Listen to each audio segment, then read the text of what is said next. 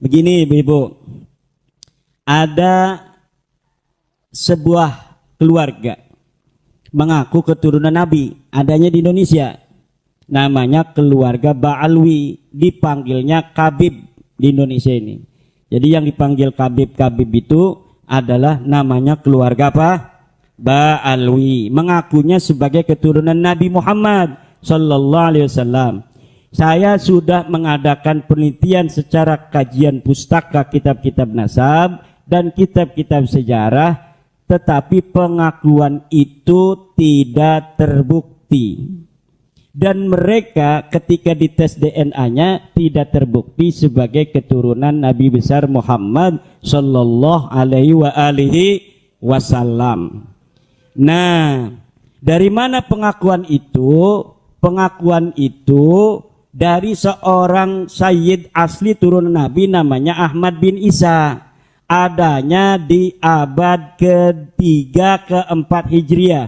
Wafatnya 345 Hijriah. Di abad ke-4 itu sudah dicatat bahwa dia punya anaknya 3. Namanya Muhammad, Ali, dan Husain turunan Nabi ini. Begitu terus beritanya sampai abad ke-8 tidak ada perubahan. Bahwa anaknya cuma 3, yaitu Muhammad, Ali, dan Husain. Tiba-tiba di abad ke-9 ada sebuah keluarga mengaku juga keturunan Ahmad bin Isa ini, katanya dari anaknya yang keempat, namanya Ubed. Nah, pengakuan ini sudah saya teliti bahwa pengakuan ini tidak sahih. Pengakuan ini batal demi hukum. Dan dari Badan Riset dan Inovasi Nasional sudah meneliti hasil tes DNA mereka.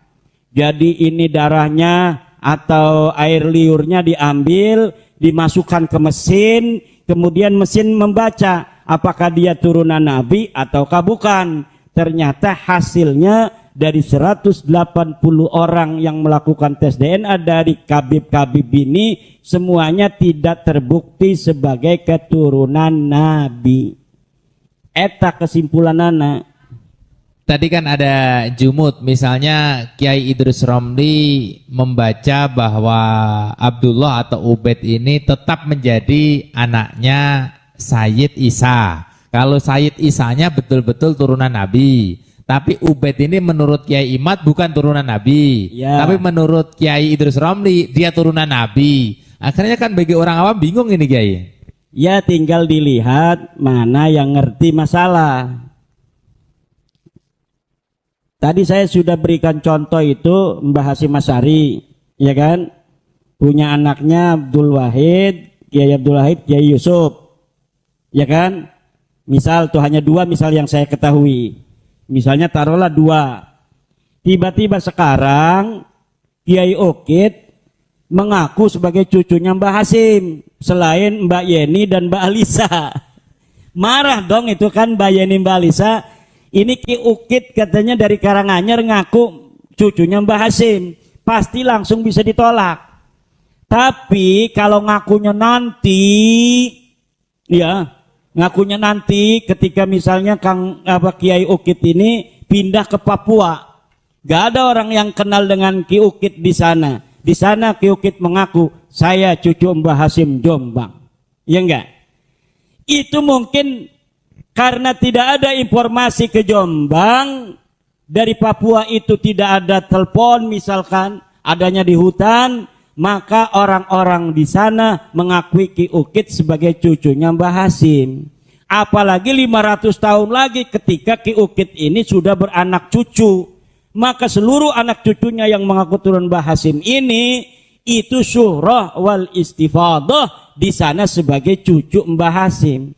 Tiba-tiba Mbak Yeni jadi presiden tahun berapa gitu kan, atau keturunannya ke Papua, ketemulah dengan cucu-cucunya Ki Ukit ini bahwa mengatakan juga cucu Mbah Hasyim dari anak Mbah Hasyim namanya Samlawi.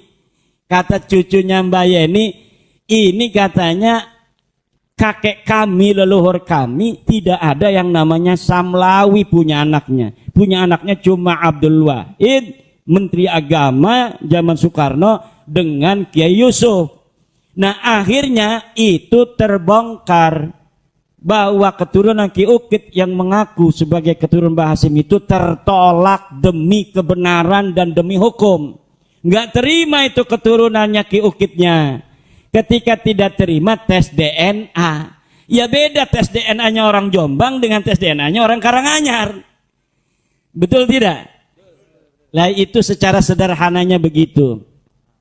Ibu bapak hadirin ma'asyiral muslimin rahimakumullah, itu secara singkat.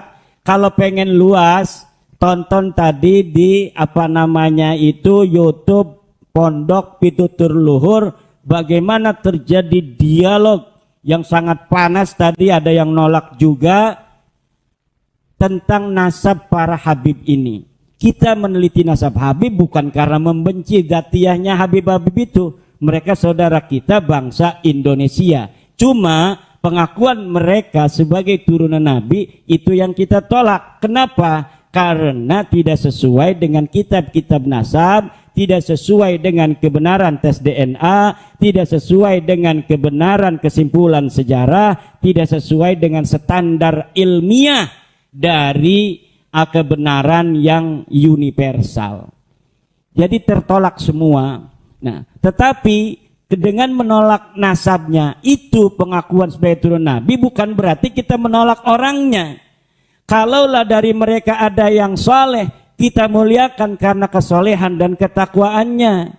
Kalau dari mereka itu ada yang berilmu tinggi, kita muliakan mereka karena ilmunya. Kalau mereka akhlaknya baik, kita muliakan karena akhlaknya. Tetapi jika mengaku sebagai turun Nabi, ini yang tidak sesuai dengan kenyataan.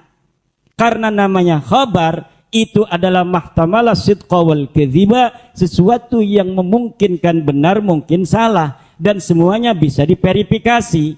Kalau saya mengatakan pada ibu-ibu saya ini adalah bujangan, itu bisa benar bisa salah. Ketika saya mengatakan saya bujangan, ibu-ibu dalam hatinya, wah anak saya yang mau lulus kuliah ini buat kiai itu aja yang bujangan.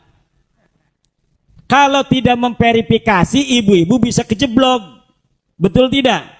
Tapi kalau ibu-ibu memverifikasi, coba ngebel teman saya yang ada di Kresek, Tangerang, Banten. Betul tidak Kiai Imad ini bujangan? Setelah ngebel di sana, woi katanya bujangan apa? Istrinya 2, anaknya 7, cucunya 1 katanya. Akhirnya berarti kata-kata saya khobar itu berarti benar apa dusta? Dusta. Padahal orang sini sudah suhra wal istifadah. Karena saya kalau kesini ngakunya bujangan, taunya saya ini bujangan. Sampai ada 4 orang misalnya yang siap-siap menikahkan anaknya dengan saya. Ki Ukit nggak kebagian, Kiai Agus Waluyo tidak kebagian, nggak mau katanya dengan orang sini punya istri. Padahal saya juga punya. Karena tidak diverifikasi, akhirnya kejeblok. Tapi kalau kita verifikasi, maka bisa jadi benar, bisa jadi salah. Nah, ini Ustadz Idrus Romli mendapatkan kitab Tabaqatul Khawas tahun 893 karangan As-Surji Az-Zabidi. Di situ disebutkan Ubaidillah punya anak namanya Ahmad punya anak namanya Ubaid. Tapi mendengar berita itu, dia tidak mau verifikasi pada masa hidupnya Ahmad itu. Masa hidupnya Ahmad tahun 345 sebelumnya itu dia hidup, 345 dia wafat. Kitab-kitab nasab sudah dicatat, anaknya dia ada berapa sudah dicatat. Harusnya Ustadz Idrus Romli itu melihat kitab-kitab sebelum itu, ada tidak. Karena dia tidak mau verifikasi, akhirnya dia terjebak oleh mangkul itu. Akhirnya dia mempercayai bahwa Abdullah itu anaknya Ahmad bin Isa. Atau Ubaid namanya. Ubaid itu anaknya Ahmad bin Isa. Itulah namanya al-jumud alal mangkulati dolalun fiddin. Kalau kita jumud terhadap apa yang kita baca, maka kita akan tersesat. Maka harus ada yang namanya verifikasi. Verifikasi itu seperti tadi, kalau ada yang melamar anak ibu mengaku bujangan, ibu harus verifikasi. Ya, nanti butuh waktu 3 hari, kami mau musyawarah dulu. Itu sambil verifikasi ke sana ke Banten, betul tidak Kiai Imaduddin Usman Al-Bantani seorang bujangan? Betul nggak dia nggak punya istri? Betul nggak dia nggak punya anak? Ternyata pas sampai sana pada ketawa semua. Bujangan naon cuna. Nah, berarti itu beritanya dusta, tidak bisa dipercaya. Tapi kalau ibu mau husnudon, mangga. Bu, saya ini bujangan. Kata anaknya, jangan diterima bu, jangan bohong. Wis, kiai dia, kita harus husnudon sama kiai. Ya udah, kejebak ibu-ibu. Punya menantu yang sudah punya istri 2, yang sudah punya anak 7, punya cucu 1, anak yang lainnya 800 anak itu santri. Keliling-keliling tiap hari itu ngerepotin. Akhirnya begitu. Makanya di dalam ilmu sejarah ada teori heuristik. Pertama itu kalau kita mau meneliti heuristik. Heuristik itu adalah mengumpulkan seluruh sumber-sumber yang berkaitan dengan apa yang kita teliti. Kalau misalnya nasabah Alawi ini diakui abad 9 sampai abad ke-4, maka kita harus kumpulkan seluruh kitab dari mulai abad 9 sampai ke-4. Dan saya semuanya punya. Dari mulai kitab Sirri Silsilatil Alawiyah abad ke-4, Tahdhibul Ansab abad ke-5, Al-Majdi abad ke-5, Muntaqalatul Talibiyah abad ke-5, As-Sajarah Mubarakah abad ke-6, Al-Asili Sabatul Musan, Ibnu Inabah, kemudian An-Nafah Al-Ambariyah. Seluruhnya saya baca, seluruh teliti. Saya siapkan juga kitab-kitab sejarah mulai daripada Musallam Al-Lahaji, Ibnu Samurah, Al-Janadi, Tarikh Baghdad, Al-Iqlil, Al-Kamil fit Tarikh. Kita teliti semuanya. Tidak boleh kita dalam meneliti hanya ngambil satu sampel kemudian kita mengambil kesimpulan. Itu bukan seorang peneliti, itu seorang pembaca. Kalau pembaca bisa dibohongi penulis. Kalau peneliti maka dia akan muqabalatun nusus. Dia akan mengkomparasikan antara nas-nas yang ada dari satu kitab dengan kitab yang lain.